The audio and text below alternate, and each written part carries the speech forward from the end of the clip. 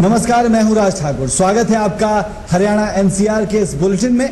वित्त मंत्री अरुण जेटली कल आम बजट पेश करने जा रहे हैं। हरियाणा एनसीआर के लोग बजट से क्या कुछ उम्मीदें लगाए बैठे हैं, इसके लिए आपको सीधे लिए चलेंगे गुड़गांव, जहां हमारे संवाददाता राज वर्मा है और उनके साथ कई लोग भी। वित्त मंत्री अरुण जेटली की पोटली से क्या कुछ निकलेगा, कल ये देखने लायक रहेगा और इस पर ज्यादा जानकारी के लिए हम आपको गुड़गांव भी ले जाएंगे। लेकिन उससे पहले आपको बता दें कि महंगाई कम करने की उम्मीदों से बीजेपी को सत्ता में लाई जनता अब अपनी पारी का इंतजार कर रही है और इस पारी में देखना चाहेगी कि क्या कुछ जनता को मिलता है और जनता भी बराबर टकटकी लगाए बैठी है अरुण जेटली पर।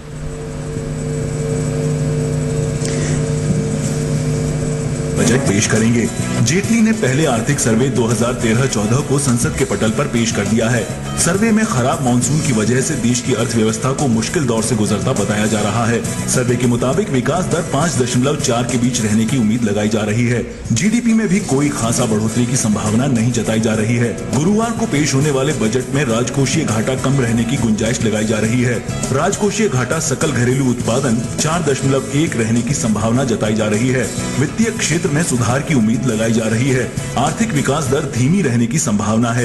विकास दर 5.4 से 5.9% रहने की संभावना है। लेकिन मोदी को चुनकर सत्ता में लाने वाले लोग बीजेपी सरकार से काफी उम्मीदें लगाए हुए हैं। लोग इंतजार में हैं कि जेटली अपना बजट पेश करें ताकि महंगाई कम हो। बात अगर हरियाणा की जाए तो प्रदेश के वासियों को रेल बजट से भी काफी उम्मीदें थीं, लेकिन रेल मंत्री जी ने उनकी उम्मीदों पर पानी फेर दिया। लेकिन जनता सब कहा सुना माफ करती है। जनता जनार्दन फिर मोदी सरकार के पेश होने वाले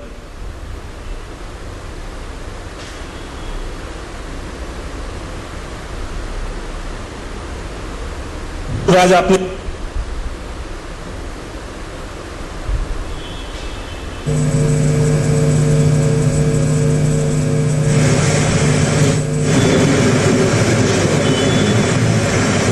बिल्कुल राज आपने ठीक कहा। हमारे साथ यहाँ गुड़गांव के बहुत से लोग मौजूद हैं और इन्हें पूरी उम्मीद है, क्योंकि जब मोदी सरकार आई थी तो एक उम्मीद जगाई थी लोगों के मन में कि अच्छे दिन आएंगे। लेकिन जिस तरह से रेल बजट आया तो कहीं ना कहीं अगर हरियाणा की बात करें तो जो पानी फिरा लोगों की उम्मीदों पर, तो ऐसे में अब आम बजट को लेकर लोग क्या सोचते हैं, इस सब पर हम आज चर्चा करेंगे। हमारे साथ महिलाएं भी मौजूद हैं, छात्र हैं, युवा हैं, कुछ समाज सेवी भी हैं, हेल्थ सेक्टर से जुड़े लोग भी और साथ ही साथ जो इंडस्ट्री से जुड़े लोग हैं वो भी हैं। सभी के मन में क्या है, क्या वो चाहते हैं वित्त मंत्री अरुण जेटली से कि जब उनकी पोटली, बजट की पोटली जब खुले तो उनके लिए उसमें क्या क्या सौगात है, इस सब पर आज हम चर्चा करेंगे। सबसे पहले हम शुरू करते हैं, क्योंकि अगर हम बात करें घर की बात करें तो जो रसोई का जो बजट बिगड़ा हुआ है, जो महंगाई जिस तरह से बढ़ी हुई है, ऐसे में जो महिलाएं हैं जो घर चलाती हैं वो क्या चाहती है अरुण जेटली जी से। तो सबसे पहले हम शुरुआत करेंगे, हमारे साथ कुछ महिलाएं यहाँ पर है कि उनकी क्या उम्मीदें हैं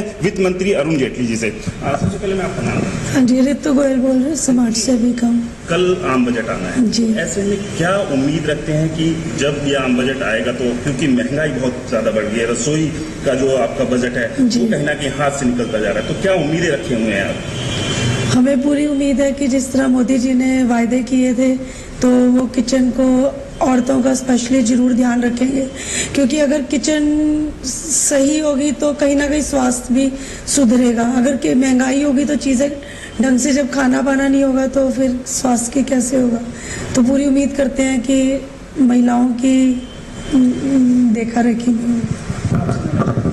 किचन के जो हालात हैं कहीं ना कहीं बिगड़े हुए हैं, बजट जो है हाथ में नहीं आ रहा है, तो ऐसे में क्या उम्मीद लगाए हुए हैं कि कल जब वित्त मंत्री बजट पेश करें तो जो महंगाई, जो घर की हम बात करें, उसके लिए क्या उम्मीदें आप से जोड़ेंगे? देखिए, एक्चुअली जो मोदी जी की सरकार आई है ये महंगाई के मुद्दे पे आई है, जो कांग्रेस गई ये भी महंगाई के मुद्दे पे गई है। तो स्पेशली आम बजट से हमारी महिलाओं की अपेक्षा है कि जो फूडिंग आइटम्स है, मतलब जो राशन है, सब्जियां हैं, जो टैक्सेस इन पे लगते हैं वो गवर्नमेंट ने कम कर देने चाहिए, सो दैट आम आदमी भी पहुंच सके उस तक। सेकेंड चीज़ है जो सिलेंडर्स पे इन्होंने सब्सिडी बढ़ाई है, वो जो अभी करी है उन्होंने बढ़ाई है वो कम ना हो। सेकेंड चीज़ है कि लेडीज़ के लिए जो एक्चुअली 40 to 45 सैलरी आजकल कोई मायने नहीं रखती, आपको भी पता है, बच्चों की फीस जाती है, फिर उनकी परवरिश के लिए फिर सेविंग्स भी देखनी पड़ती है। इसमें हमारा आधा से ज़्यादा तो टैक्स में जाता है। आज जो टैक्स पे कर रहे हैं सिर्फ सर्विस वाले ही पे कर रहे हैं, तो इसकी तरफ थोड़ा सा ध्यान दे के वो लिमिट जो है वो उन्होंने कम कर देनी चाहिए। जाहिर सी बात है कि जो महिलाएं हैं वो चाहती हैं कि जो उनके घर का जो बजट बिगड़ा हुआ वो किसी तरह काबू में आ जाए, चाहे वो राशन हो या फिर एलपीजी हो, तो वो सारी जो चीजें हैं वो कंट्रोल में, और उसी तरह की कुछ उम्मीद वो लगाए हुए हैं। इसके साथ साथ हमारे साथ कुछ उद्योग से जुड़े लोग भी हैं, उनसे भी हम बात करते हैं। मनोज त्यागी जैन साहब इंडस्ट्री चलाते हैं आप, जी। क्या उम्मीद लगाई है कि कल जब आम बजट आए, अरुण जेटली जी जब बजट पेश करेंगे तो इंडस्ट्रीज के लिए क्या खास होना चाहिए? देखिए, मैं जेटली जी से एक उम्मीद करता हूं कि इस समय जो इंडस्ट्रीज की हालत है आज की डेट में बहुत ज़्यादा बेकार है, और पिछले 5-6 सालों से खास तौर से हमारा जो एक्सपोर्ट है वो बहुत ज़्यादा डाउन हुआ है, और चाइना की तरफ जो हमारे बायर्स हैं वो चाइना की तरफ जा रहे हैं जो इंडिया से माल परचेज करते थे। तो सरकार को इसमें बहुत सीरियसली सोचना पड़ेगा, बजट में प्रोविजन रखना पड़ेगा एक्सपोर्ट यूनिट को बढ़ावा देने के लिए, क्योंकि जितनी हमारे एक्सपोर्ट करेंगे तभी हमारा बाहर से रिवेन्यू आएगा। तो एक्सपोर्ट को बढ़ावा देने के लिए सरकार को इस बजट में स्पेशल प्रोविजन करना पड़ेगा। पहले 20% तक गवर्नमेंट की तरफ से ड्रॉबैक मिलता था, आज वो खत्म कर दिया गया। पहले इनकम टैक्स भी नहीं था एक्सपोर्ट पे, वो इनकम टैक्स भी लगा दिया गया। इसके अलावा 10 तरह के टैक्सेस और पॉलिसी। ऐसी बात है कि जो एक्सपोर्ट यूनिट है उनको बढ़ावे की कहीं ना कहीं मांग की जा रही है, ताकि जो व्यापार है उसमें कुछ बढ़ोतरी हो सके। इसके अलावा हमारे साथ और भी हैं उद्योगपति, उनसे भी बात करते हैं कि और क्या चाहते हैं आप कि जेटली साहब जब बजट पेश करें तो क्या खास है? हाँ, जेटली साहब से तो बहुत उम्मीद है हमारी, और जैसा कि मोदी सरकार आई और मोदी साहब ने अपने गुजरात में काफी इंडस्ट्री को प्रोत्साहन दिया है, तो इस समय जो भारत में इंडस्ट्री है, लघु उद्योग जो है, जो कि जीडीपी का 8% है, और उसमें 45% जो जॉब्स है सेक्टर, वो स्मॉल सेक्टर से आती है। तो बजट में जितने भी एलोकेशंस आती हैं, जितनी गवर्नमेंट की प्रोक्योरमेंट है, उसमें कुछ ऐसे सेक्टर्स रखने चाहिए जिसके जो प्रोडक्ट्स है वो लघु उद्योग से ही सिर्फ परचेज किए जाए। एक तो ये है। दूसरा ये है कि जो मल्टीपल टैक्सेशन सिस्टम है यहाँ का, कोई वैट है, एक्साइज है और डिफरेंट किस्म की चीज है, तो हम चाहते हैं कि एक यूनिफॉर्म टैक्सेशन सिस्टम आना चाहिए। जैसे कि जीएसटी है, 55 देशों के अंदर ये रोल आउट हो चुका है और काफी सक्सेसफुल है। तो हम चाहते हैं कि जितना पहले वायदे किए हुए हैं उस वायदे के मुताबिक कम से कम ये यूनिफॉर्म जो टैक्सेशन सिस्टम है वो तो तुरंत लागू कर देना चाहिए। तो जाहिर सी बात है उद्योगपति ये भी चाहते हैं कि जो टैक्सेस हैं, अलग अलग तरह के जो टैक्सेस हैं, उनके लिए कोई एक सिंगल विंडो बननी चाहिए, ताकि जो परेशानी उठानी पड़ती है वो उससे निजात उन्हें मिल सके। हमारे साथ कुछ युवा भी हैं, उनके मन को टटोलने की कोशिश करते हैं कि वो अपने वित्त मंत्री से क्या उम्मीद रखे हुए हैं। देखिए, उम्मीदें बहुत ज्यादा हैं बीजेपी से। जिस हिसाब से बहुमत मिला है वो क्लियर इंडिकेट करता है कि उनसे किस तरह की उम्मीदें हैं। जो एक बेसिक युवा की जो रिक्वायरमेंट होती है, उम्मीद होती है हर बजट से, वो ये कि जब वो नया उद्योग स्टार्ट करना चाहता है, कोई नया बिजनेस स्टार्ट करना चाहता है, तो उसमें जो प्रॉब्लम्स आती हैं वो बिल्कुल कम की जाएं, और जो पैरामीटर्स, जो चेक एंड बैलेंस, जो चीजें हैं जो उद्योग को स्टार्ट करने के लिए जरूरी होती हैं, वो जितनी कम से कम होंगी हमें उतना ही बेनिफिट होगा एक नए सेटअप को इनिशियल लेवल पे स्टार्टअप खड़ा करने में, जो कहीं ना कहीं जॉब को भी बढ़ावा देगा और देश की प्रोग्रेस को भी मदद देगा। इसमें जॉब अपॉर्चुनिटी की बात कर रहे हैं युवा की, जॉब अपॉर्चुनिटीज बढ़नी चाहिए ताकि जो बेरोजगारी है उस पर लगाम लग सके। और भी कुछ लोग हैं, उनसे भी बात करते हैं। सर, आपका नाम? मेरा नाम भवानी शंकर त्रिपाठी है। भवानी जी, आपने क्या उम्मीद लगाई हुई है कि कल जब वित्त मंत्री अरुण जेटली जी बजट की पोटली खोलेंगे तो आप लोगों के लिए क्या सौगात हो उसमें? देखिए, मैं आम आदमी जैसे और एक समाज सेवी जैसे दो पहलू से बात करना चाहता हूं। आम आदमी के हिसाब से गुड़गांव जैसे शहर में रहना आजकल बहुत मुश्किल हो गया है। 25 से 30 हजार रुपए का कम से कम जरूरत पड़ते हैं एक 2-3 मेंबर्स की फैमिली को चलाने के लिए। इससे एक साल में करीब 3 लाख या 3.5 लाख की अगर आपकी इनकम होगी तब जाके आप उसको अपना घर चला सकते हैं। तो मैं चाहता हूं अभी जो करंटली 2 लाख का जो टैक्स एग्जेम्पशन का लिमिट है उसको बढ़ा के कम से कम 3 लाख का एग्जेम्पशन का वो करवा दिया जाए। वो एक है। समाज सेवी के रूप में मैं ये बताना चाहता हूं कि हमारे गवर्नमेंट की फोकस इंफ्रास्ट्रक्चर डेवलपमेंट की तरफ रहा है, लेकिन ह्यूमन डेवलपमेंट का इग्नोर करते आ रहे हैं पिछले 60 साल में। ह्यूमन डेवलपमेंट जिसमें आपका हेल्थ और एजुकेशन आता है।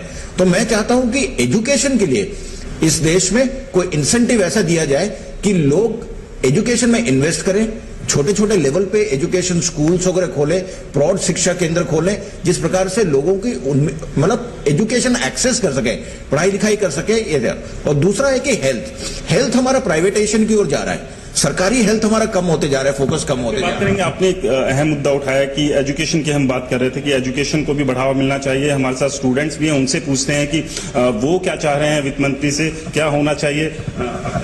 मेरा नाम निकिता त्यागी है और मैं एक बीटेक की छात्रा हूँ बनस्थली यूनिवर्सिटी से। जैसा कि मैंने बताया कि बनस्थली यूनिवर्सिटी वो एक ऑल गर्ल्स यूनिवर्सिटी है, तो हम ऐसा एक सजेशन दे सकते हैं कि ऑल गर्ल्स यूनिवर्सिटीज और ज्यादा खोली जाएं हमारे भारत में, ताकि एक सुरक्षा का जो मुद्दा है लड़कियों के लिए वो उसका हल हो सके। और यूनिवर्सिटीज, गवर्नमेंट यूनिवर्सिटीज खोली जानी चाहिए ताकि ताकि सब एक्सेस कर सके उसे। और मेडिकल गवर्नमेंट मेडिकल क्षेत्र में गवर्नमेंट यूनिवर्सिटीज खोली जानी चाहिए। तो छात्रों की बात करें तो वो चाहते हैं कि जो मेडिकल यूनिवर्सिटीज हैं वो ज्यादा से ज्यादा हों, और साथ में छात्राओं की जो एक उम्मीद है कि ज्यादा से ज्यादा जो यूनिवर्सिटीज हों जो सिर्फ लड़कियों के लिए हो, ताकि सुरक्षा भी क्योंकि एक अहम मुद्दा है। इसके अलावा हम बात करते हैं हेल्थ सेक्टर की बात करें तो, क्योंकि अभी जिस तरह से हेल्थ सेक्टर की अभी बात हुई, हेल्थ सेक्टर से आप जुड़े हुए हैं, कल बजट आएगा, तो क्या आप मानते हैं कि हेल्थ सेक्टर के लिए भी कुछ होगा इस बजट में? हाँ, उम्मीदें काफी हैं। जेटली साहब टैक्सेस के अंदर काफी रिलैक्सेशन देंगे, इसमें ऐसा लगता है। और RSBWI जैसी जो योजनाएं हैं उनको और आगे बढ़ावा देंगे। जो हम इक्विपमेंट्स वगैरह बाहर से इंपोर्ट करते हैं उसके ऊपर कस्टम ड्यूटी वगैरह में थोड़ा फर्क आए, सो दैट जो ट्रीटमेंट है उसकी कॉस्ट ऑफ ट्रीटमेंट है वो थोड़ा नीचे की तरफ में आए, क्योंकि आजकल हर जो गरीब इंसान है उसको मेडिकल ट्रीटमेंट इतनी आसानी से नहीं मिल पा रहा है। तो उम्मीदें हैं, देखिए। तो उम्मीदें यहाँ सभी लगाए हुए हैं कि कल जब आम बजट आएगा तो जो अलग अलग सेक्टर से जुड़े लोग हैं उनके लिए कुछ ना कुछ सौगात उसमें हो। हमारे साथ सीनियर सिटीजन भी हैं, उनसे हम पूछते हैं कि वो क्या चाहते हैं कि अरुण जेटली उनके लिए क्या करे। सर, मेरा नाम JS वालिया है। तो एक तो मैं ये चाहता हूँ कि जो इनकम टैक्स की स्लैब है उसमें छूट और ज्यादा मिलनी चाहिए, और कुछ हमारे समाज में इनकम टैक्स कुछ लोग नहीं दे रहे, बिल्कुल नहीं दे रहे, करोड़ों रुपया कमा रहे हैं, उस पे सख्ती से उनको लागू करना चाहिए। और जो भ्रष्टाचार हो रहा है, मिली भगत से भ्रष्टाचार हो रहा है, सरकारी डिपार्टमेंट्स और जो प्राइवेट बिजनेसमैन है, जो उनका आपस में भ्रष्टाचार की वजह से गवर्नमेंट को काफी नुकसान हो रहा है, वो टैक्स की रिकवरी होनी चाहिए। टैक्स तो ऑलरेडी बहुत ज्यादा है, उनमें हर उसमें कमी होनी चाहिए, टैक्सेस में कमी होनी चाहिए, और उनको इंप्लीमेंट करने की ज्यादा जरूरत है। इनको अगर ये इंप्लीमेंट करेंगे तो टैक्स भी हमारा ज्यादा इकट्ठा होगा, और जो हमारा टैक्स का पैसा इकट्ठा हो रहा है वो कैसे वेस्ट हो रहा है, कमीशनों में जा रहा है। जो 1000 रुपए की चीज है वो 5-5 हजार रुपए में सरकारी डिपार्टमेंट उसको लगा रहे हैं।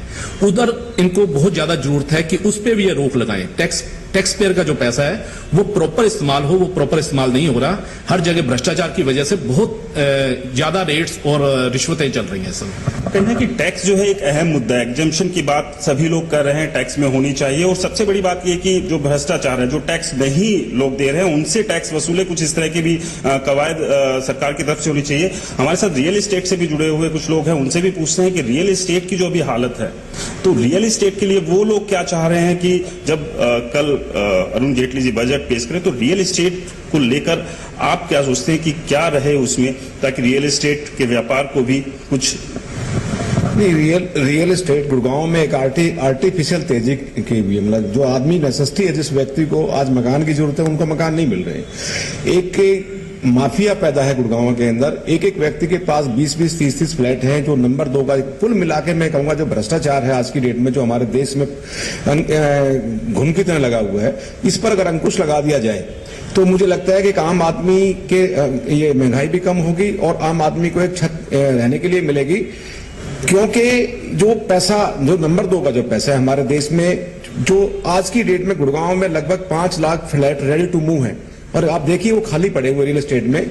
अगर आज कंडीशन लगा दी जाए कि भाई इनमें 1 साल विद इन ईयर, 1 साल के अंदर इनमें याद रहने कीजिए, अदरवाइज सरेंडर कीजिए, तो रियल एस्टेट की एक पोजीशन हो जाएगी कि आम आदमी को लिए घर भी प्रोवाइड हो जाएगा, और रियल एस्टेट में जो एक्चुअल जो कीमत है, जो जेन्युइन है, वो एक स्थिर हो जाएगी, और महंगाई, रियल एस्टेट में तो महंगाई बिल्कुल गायब हो जाएगी। कहीं ना कहीं बात यही है कि रियल एस्टेट से जुड़े लोग चाहते हैं कि जो बायर है वो नहीं है मार्केट में, और रियल एस्टेट के लिए भी कुछ वित्त मंत्री करें। कुछ और लोग हैं, उनसे पूछते हैं कि वो क्या चाह रहे हैं। मैं एक और मुद्दा भी टच करना चाहता हूं। हम एनर्जी सेक्टर को लेके चले। आजकल आप बिजली का रेट देख रहे हैं, गुड़गांव में खास करके 8 रुपए यूनिट हो गया है बिजली का।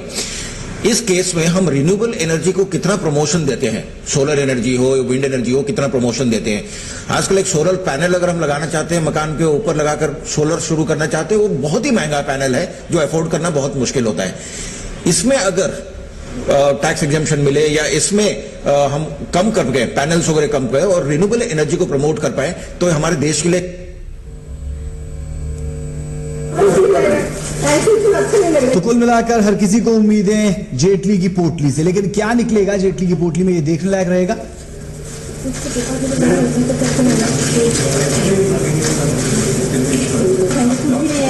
तो आज आपने समझाने की कोशिश की कि किस तरह से युवाओं की बात करें, बात बुजुर्गों की करें या फिर बात करें गृहिणी की। हर किसी को उम्मीद है कि इस बार के आम बजट में उन्हें जरूर कुछ मिलेगा। लेकिन अगर बात की जाए गौड़ा की गाड़ी की यानी रेलवे बजट की, तो उस दौरान देखा गया कि रेलवे बजट से हरियाणा एनसीआर को कुछ खास नहीं मिला। लेकिन यहां पर अहम मुद्दा यह भी हो जाता है कि अगर खेल